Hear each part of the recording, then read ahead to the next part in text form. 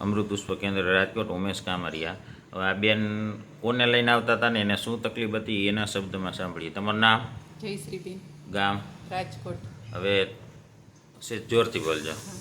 હવે તમે કોને લઈને આવતા હતા? મારા નણંદને લઈને આવતા હતા. અને શું તકલીફ હતી એને? એમને કમરથી પેની સુધી પગ દુખતા હતા.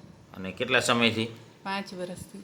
હવે આપણે આજ કેટલા દિવસ થયા આજે એક્યુપ્રેશર ને? હા, એમ તો 7 દિવસ છે. 7 દિવસ થયા ને? 7 વખત એક્યુપ્રેશર કર્યું. હવે તકલીફમાં કાંઈ?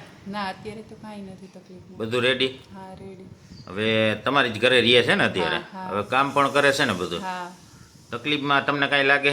ના ના, દુખ. આવ્યા ત્યારે કેવી તકલીફ હતી? આવ્યા ત્યારે નથી બેસી શકતા નીચે, અત્યારે બેસી શકે છે. પલોઠી વાળીને બેસી શકે ને? નકર નીચે બેસી જ ના શકતા ને? અને 5 વર્ષથી પલોઠી નહોતી વાળી ને? હા. હવે પલોઠી વાળીને બેસે?